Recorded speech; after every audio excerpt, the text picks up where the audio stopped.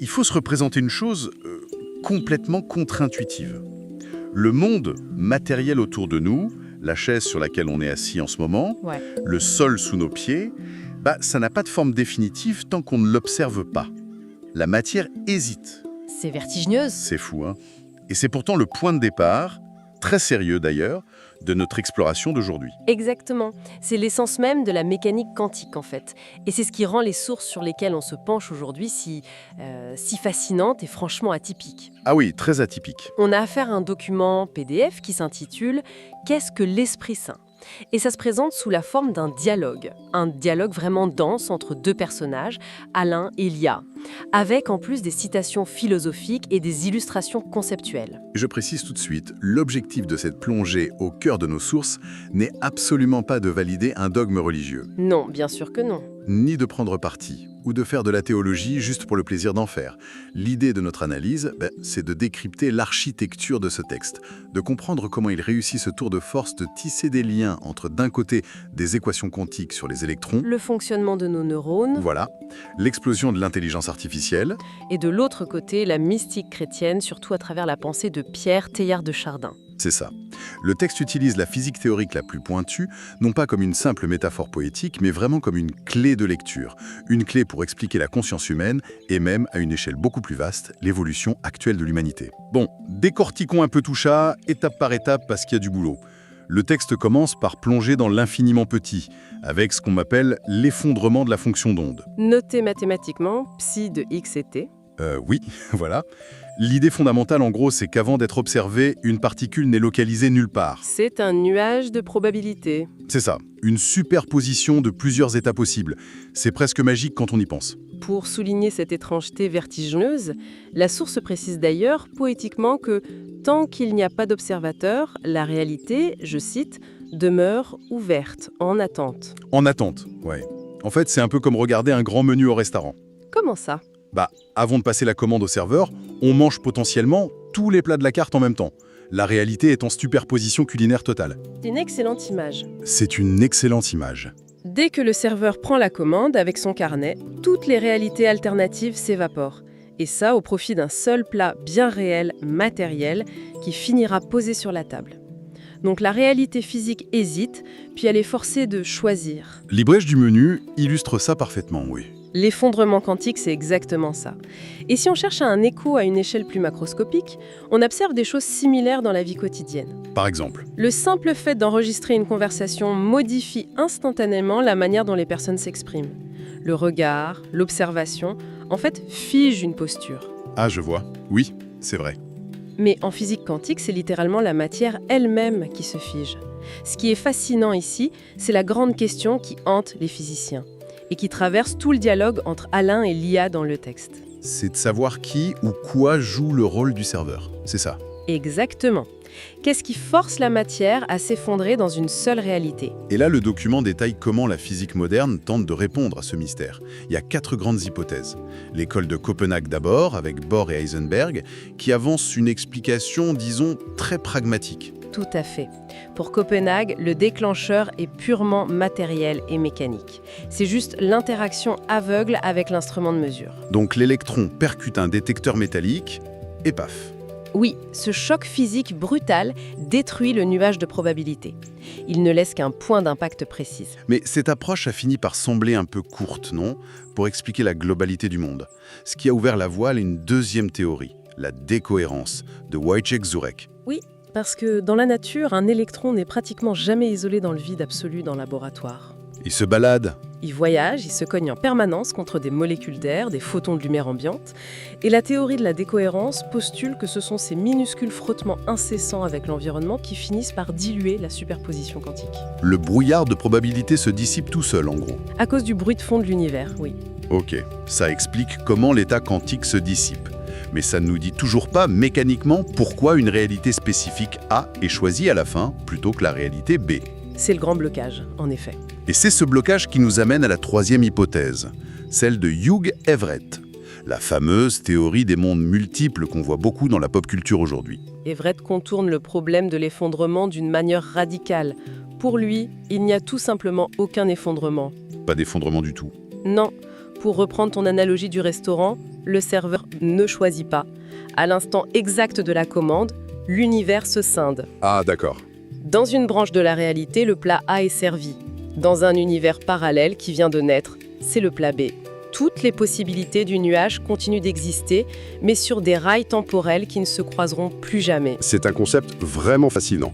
Mais le dialogue de notre source s'attarde surtout sur la quatrième et dernière hypothèse, celle défendue historiquement par John von Neumann et Eugene Wigner. Oui, et elle est particulièrement audacieuse. Elle avance que c'est l'acte de conscience lui-même, l'esprit d'un observateur conscient qui provoque le choix et matérialise le monde. Et c'est précisément ici que les sources perdent leur première grande bascule. Parce que si la conscience est capable de figer la matière physique, la matière pourrait-elle, en retour, générer la conscience ? Alors là, il faut qu'on s'arrête là-dessus. Parce qu'en lisant cette partie précise du document, un scepticisme massif s'installe naturellement. C'est très compréhensible. N'est-ce pas une facilité intellectuelle énorme? Enfin, on prend les deux mystères absolus de la science moderne, la mécanique quantique d'un côté, le miracle de la conscience de l'autre, et on les colle ensemble avec du scotch conceptuel. En disant qu'ils s'expliquent mutuellement, oui. Voilà, c'est un saut logique qui semble presque magique. Comment la source justifie-t-elle ça scientifiquement? Ce scepticisme est fondamental. C'est d'ailleurs le cœur des critiques formulées par de nombreux biologistes. Mais le texte ne s'appuie pas sur une métaphore magique. D'accord. Il fait appel à une mécanique très spécifique, la théorie Horch-OR. Ça signifie réduction objective orchestrée. C'est développé par le grand physicien Roger Penrose et l'anesthésiste Stuart Hameroff. Et comment cette théorie prétend expliquer ce lien, sans tomber dans l'ésotérisme pur? Leur hypothèse se penche sur des structures tubulaires infiniment petites situées à l'intérieur de nos neurones, ce qu'on appelle les microtubes. Les microtubes, ok. Ce sont des minuscules échafaudages qui forment le squelette de la cellule cérébrale. Selon Penrose et Hameroff, ces microtubes isolent si parfaitement l'information qu'ils permettent à des superpositions quantiques de se maintenir à l'intérieur de notre cerveau. À température ambiante? À température ambiante et à l'abri du bruit extérieur. Donc, on aurait des nuages de probabilités, des réalités hésitantes, directement à l'œuvre dans nos cellules grises. C'est l'idée ? Mais comment un nuage de probabilités se transforme en une pensée consciente? C'est là qu'intervient le concept de gravité à l'échelle quantique. Penrose avance qu'une superposition n'est pas qu'une incertitude mathématique, c'est une véritable séparation physique dans la structure même de l'espace-temps. Attends, la structure de l'espace-temps? Oui, la particule en superposition tente de courber l'espace-temps dans deux directions opposées, de manière simultanée. Donc l'espace-temps ferait une sorte de grand écart intenable? Exactement. Et la structure de l'univers ne peut pas supporter cette tension indéfiniment. Ça finit par craquer. Au bout d'un très court instant, la différence de courbure atteint un seuil de rupture intolérable pour la gravité et la bulle éclate. La gravité force les réalités superposées à se rabattre violemment sur une seule. Et l'énergie de ce claquement, c'est ça qui crée la conscience. Selon la théorie Horch-OR, l'énergie libérée par ce claquement gravitationnel générerait un instant élémentaire de conscience, un éclair microscopique de lucidité. Waouh, C'est une boucle conceptuelle qui donne le vertige, honnêtement. complètement. On en vient à se demander continuellement, est-ce la gravité spatio-temporelle qui produit l'étincelle de notre perception ou notre capacité à percevoir qui force l'univers quantique à s'effondrer? Le dialogue entre Alain et Lia brouille totalement la frontière entre notre expérience intérieure, intime, et la physique des étoiles. Et cette réflexion soulève une urgence très contemporaine, tu sais. Si notre cerveau est cet incroyable théâtre quantique, vibrant d'effondrements gravitationnels organiques et subtils, Comment il se positionne face à l'intelligence artificielle? Voilà.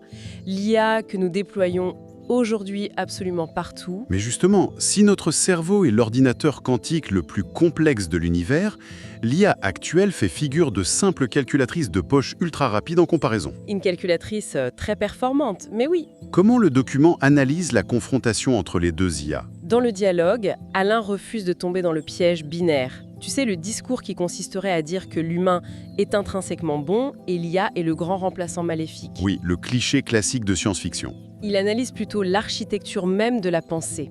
L'IA, telle que nous la connaissons, héritière directe des travaux d'Alan Turing et de Claude Shannon, est fondamentalement binaire, C'est le règne absolu du 0 et du 1, du vrai ou du faux. du calcul implacable. C'est là que ça devient vraiment intéressant. C'est une logique d'exclusion redoutablement efficace pour trier des quantités massives de données. Mais Alain avance que le prochain grand saut évolutif de l'humanité ne consistera pas à combattre cette binarité de la machine, Mais plutôt à l'intégrer. à l'intégrer pour accéder à ce qu'il nomme une pensée ternaire. Il faut éclaircir ce fonctionnement ternaire. Concrètement, si l'on prend un exemple d'actualité comme un supercalculateur qui modélise le climat, Très bon exemple. l'IA va analyser des milliards de variables et fournir une réponse binaire implacable.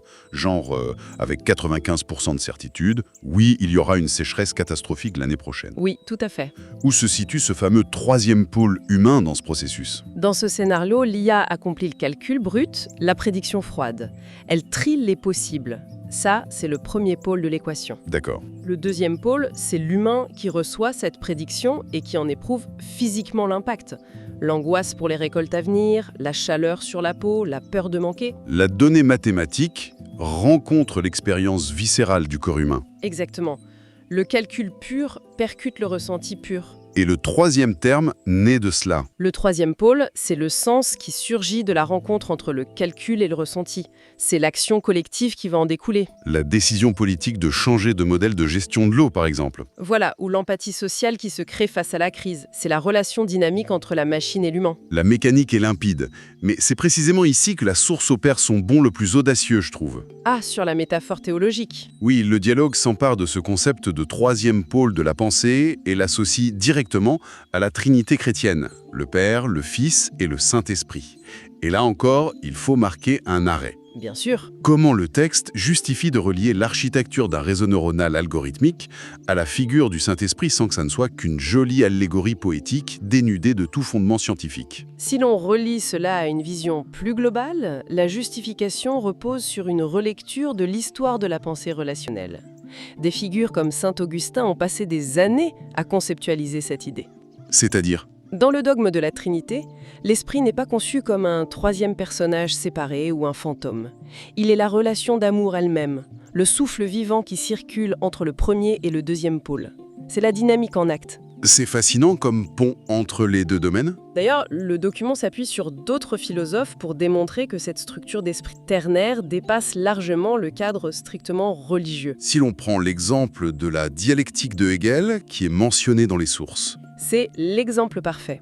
Chez Hegel, on a une thèse qui rencontre une antithèse, une force et une force contraires. et ça fait des étincelles. Mais la tension extrême entre les deux ne crée pas une simple annulation ou une destruction mutuelle, elle provoque une synthèse, un dépassement vers une réalité supérieure. Comme la pensée complexe d'Edgar Morin au final. Absolument, elle procède exactement de la même ambition, refuser d'être enfermée dans une opposition binaire stérile. Le souffle évoqué par nos sources, c'est cette capacité cognitive à tenir ensemble des pôles apparemment contradictoires pour en faire jaillir un sens inédit. Seulement, on le sait d'expérience, passer d'un réflexe binaire où l'on veut absolument avoir tort ou raison, à une pensée ternaire capable d'accueillir et de gérer l'ambiguïté, Et la complexité. ça demande un effort cognitif colossal. Le texte est d'ailleurs très lucide là-dessus. Cette métamorphose globale de l'humanité ne naîtra pas d'une tranquille prise de conscience au bord d'une rivière. Ah non, pas du tout. Elle nécessite une pression insoutenable. C'est une constante dans l'univers physique, comme biologique d'ailleurs. C'est-à-dire, L'évolution est toujours fille de la contrainte. Une accumulation d'énergie colossale avant la rupture d'un système. si l'on revient à notre image de départ, on a le sentiment troublant que la société humaine d'aujourd'hui se comporte exactement comme la particule quantique avant la mesure. C'est une très bonne comparaison. L'humanité baigne dans une superposition d'états d'une tension inouïe. On juxtapose l'urgence climatique absolue, la menace nucléaire, la puissance vertigineuse de l'intelligence artificielle, le tout dans un bouillonnement idéologique explosif. La pression monte en effet. L'humanité est un immense nuage de possibles sous haute pression. L'accumulation des crises n'est que la préparation à un effondrement quantique collectif, forçant un changement d'état massif de notre civilisation. La lecture de Pierre Teilhard de Chardin, qui est abondamment citée par les personnages du dialogue, éclaire magistralement ce point. Qu'est-ce qu'il disait exactement? En plein milieu du XXe siècle, en 1940, Taillard pressentait que la densité de l'humanité, l'interconnexion globale, augmentait inexorablement. Il affirmait que les immenses tensions qui se résolvaient autrefois sur les champs de bataille, par le sang et la destruction physique, allaient obligatoirement se déplacer. Vers quel domaine ? Ces tensions se résoudraient à l'avenir dans le domaine immatériel de la science, du réseau planétaire et de la conscience. Dans ce cadre de pensée, l'évolution technologique n'est donc pas la grande faucheuse qui vient détruire l'homme. Non, pas du tout. Elle agit comme le miroir amplificateur de nos propres contradictions. En simulant l'intelligence de façon si fulgurante, la machine nous met le dos au mur. Elle nous pousse dans nos retranchements. Elle nous oblige à définir ce qui constitue notre singularité. Et en physique expérimentale, lorsqu'on augmente la pression et la tension d'un système complexe à son maximum, on provoque ce que l'on nomme une transition de phase. Comme l'eau liquide qui bout et se transforme brusquement en gaz. C'est l'idée physique exacte. L'IA pousse l'humanité vers ce point d'ébullition, forçant un passage abrupt vers cette nouvelle écologie d'intelligence.